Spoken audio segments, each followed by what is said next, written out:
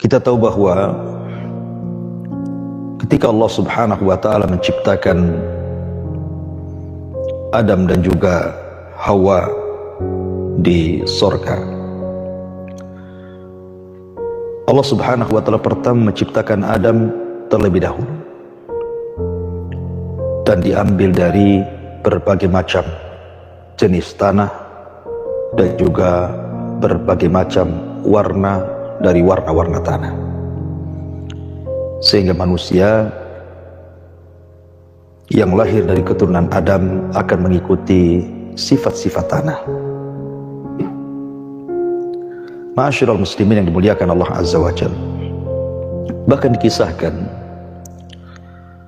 ketika Adam alaihi salatu wassalam tinggal di sorga, dia berjalan sendirian dan tidak ada manusia selain Adam alaihi salatu wassalam. Dia pun merasa ketakutan. Ya, bagaimanapun seindah apapun sorga, sebanyak apapun nikmat yang Allah anugerahkan, kalau hidup sendirian, maka sorga menjadi menakutkan bagi Adam alaihi salatu wassalam. Maka Allah Subhanahu wa Ta'ala ingin menghilangkan ketakutan Adam dengan cara menciptakan pasangannya Hawa dari tulang rusuk Adam alaihi salatu wassalam. Ketika Adam alaihi salatu wassalam tertidur, tiba-tiba kemudian Allah ciptakan Hawa dari tulang rusuk yang paling bengkok, yang paling atas dari rusuk Adam alaihi salatu wassalam. Maka Hawa pun diciptakan.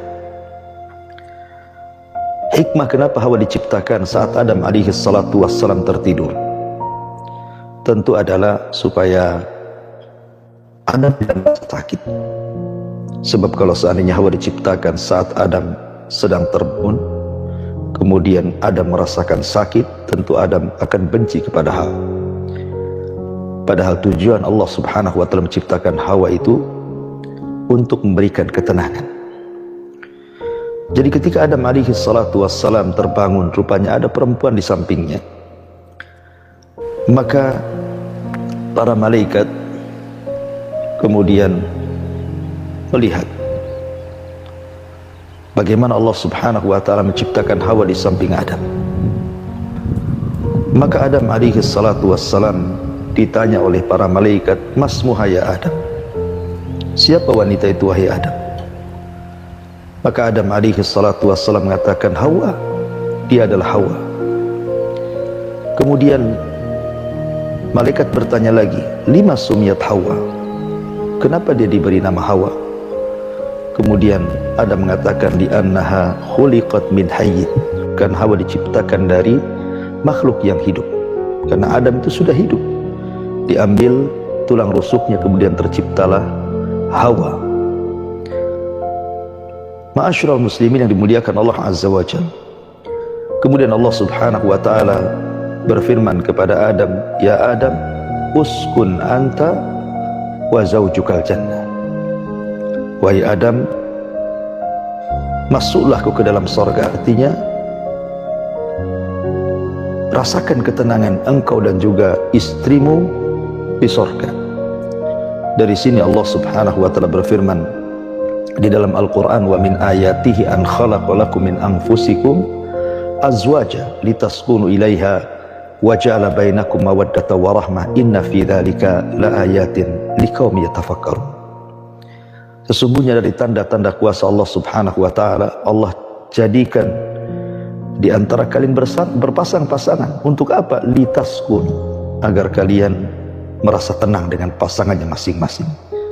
Jadi diciptakan Hawa itu untuk supaya merasa tenang dengan kondisi Adam alaihi salatu wassalam yang sebelumnya ketakutan berada di surga Allah Subhanahu wa Ta'ala. Ada yang mengatakan bahwa ketika Hawa diciptakan oleh Allah Subhanahu wa Ta'ala dari tulang rusuk Adam, maka yang pertama kali diciptakan adalah farjinya, kemaluannya. Dan itu sebagaimana dikatakan oleh Abdullah bin Umar radhiyallahu an, "Awal ma khalaqallahu minal insan farjahu." bahwa yang pertama kali Allah menciptakan dari manusia. Tsumma qala, kemudian dia mengatakan hadihi amanah, bahwa ini semua adalah amanah. Fala tadhaha illa fi haqqiha, fal farju amanah, was sam'u amanah, wal basaru amanah. Maka jangan kau letakkan kemaluan itu kepada siapapun kecuali yang berhak diletakkannya, karena bagaimanapun kemaluan amanah, pendengaran amanah, penglihatan amanah. Artinya amanah ini harus dijaga, karena Rasul mengatakan la imana ala amanatalah, tidak dikatakan beriman bagi yang tidak menjaga amanah. Bahkan Imam Jalaluddin As-Suyuti dalam kitabnya Fannun Nikah, di dalam Turas Syekhul Islam, beliau mengatakan bahwa awalnya ketika Allah Subhanahu wa taala menciptakan Hawa, maka diciptakan kemaluannya, farjinya. Ya. Tentu ini menunjukkan kehormatan kemaluan seorang wanita. Kenapa di sini dikhususkan kepada wanita? Karena bagaimanapun kalau seorang wanita bisa menjaga kemaluannya dan dia menjadi wanita yang saleh, maka akan membawa kebaikan bagi keluarganya. Akan tapi riwayat tentang bahwa Hawa diciptakan yang pertama kali dari farjinya atau kemaluannya, ini pun tidak lepas dari kritikan para ulama. Ada yang mengatakan ini bukan hadis, tetapi ini adalah mauquf, perkataan Abdullah ibnu Umar radhiyallahu an. Tapi yang jelas bahwa sesuatu yang berharga dari seorang wanita adalah kemaluannya, karena betapa banyak wanita-wanita rusak karena mereka tidak sanggup menjaga kemaluannya. Makanya kenapa Nabi SAW menjamin wanita-wanita yang menjaga kemaluannya dengan surga. Nabi SAW bersabda, idza shallatil mar'atu khamsaha wa shamat syahraha wa hafizat farjaha wa ata'at ba'laha qila laha udkhulil jannah min ayyi abwabis samaniyati syi'ti. Kata Nabi SAW, apabila seorang wanita menjaga salat 5 waktunya, kemudian menjaga puasa Ramadannya, dan menjaga farjinya, kemaluannya, kemudian juga berusaha taat kepada suaminya, maka dikatakan kepada wanita ini, masuklah kalian dari 8 pintu surga yang kalian inginkan. Lihat bagaimana salah satu penyebab wanita mudah masuk surga adalah wanita-wanita yang menjaga kemaluannya. Makanya Abu Hurairah radhiyallahu anhu menceritakan ketika Nabi SAW ditanya tentang kebanyakan orang yang masuk surga, maka Rasul mengatakan taqwallah wa husnul khuluq, bertakwa kepada Allah, kemudian jaga akhlak. Kemudian Rasul ditanya lagi tentang kebanyakan manusia yang masuk ke dalam neraka, maka Rasul mengatakan al-fam wal farj, orang yang tidak bisa menjaga lisan dan orang yang tidak bisa menjaga kemaluan.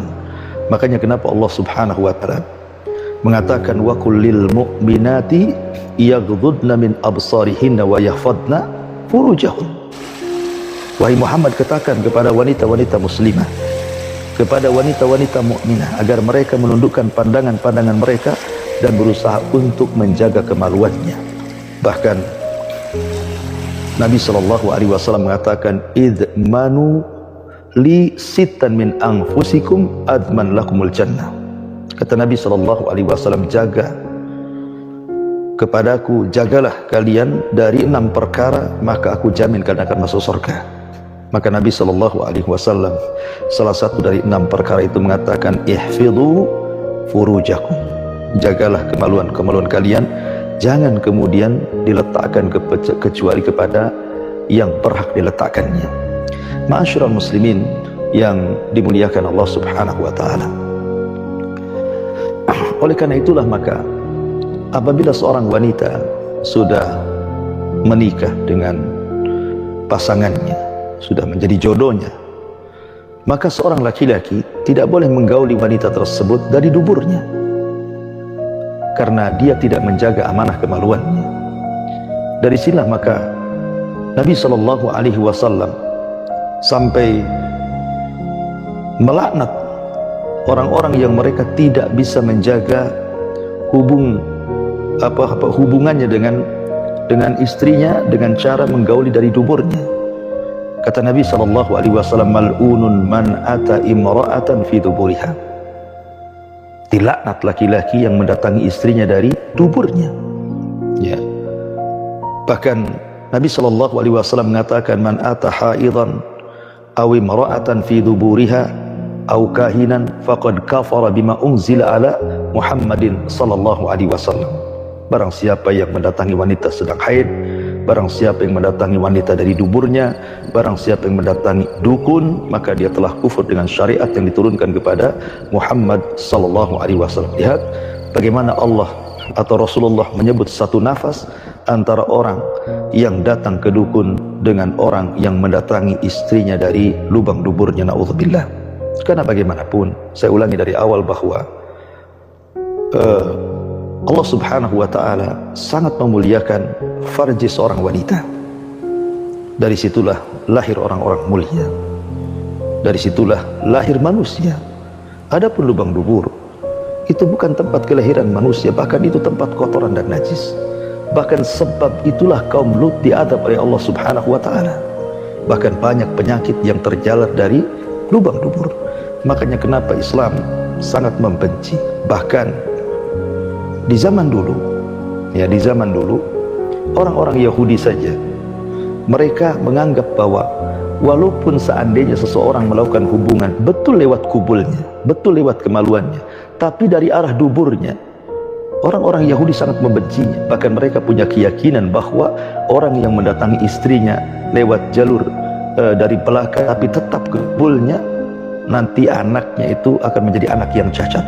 Walaupun kemudian keyakinan Yahudi dibantah dalam Al-Quran dengan menurunkan ayat nisa'ukum harthul lakum fa'tu harthakum anna syi'tum, bahwa perempuan kalian adalah ladang-ladang kalian, silahkan kalian bercocok tanam dari mana saja, mau dari pinggir, mau dari depan, mau dari belakang, tetapi tetap kepada farjinya, bukan di lubang duburnya. Karena itu keharaman yang diharamkan Allah subhanahu wa ta'ala, bahkan pelakunya dilaknat. Bahkan Umar bin Khattab radhiyallahu anhu pernah suatu ketika dia mengatakan, halaktu ya Rasulullah, halaktu ya Rasulullah, Rasul celaka diriku. Kata Rasul mengatakan, wa ma halakta ya Umar, apa yang menjadikan kau celaka wahai Umar? Dia mengatakan, aku mendatangi istriku lewat belakang dari arah dubur, tetapi tetap juga maksudnya tujuannya adalah ke farji seorang wanita. Maka kemudian Nabi SAW terdiam sampai kemudian turun ayat nisa'ukum harthul lakum fa'tu harthakum anna syi'tum, bahwa perempuan kalian ladang bagi kalian, silahkan kalian mendatangi dari mana arah mana saja, tetapi intinya adalah betul-betul lewat kemaluannya atau farjinya. Karena kalau dia melewati lubang duburnya, tentu ini sebuah keharaman yang dilaknat oleh Allah subhanahu wa ta'ala. Ma'asyiral muslimin yang dimuliakan Allah subhanahu wa ta'ala, oleh karena itulah maka Islam sangat sempurna dalam mengatur hal sampai kepada masalah hubungan suami istri. Mana yang dibolehkan, mana yang tidak dibolehkan, mana yang bermanfaat dan mana yang madarat, maka semua sudah dijelaskan dalam Islam.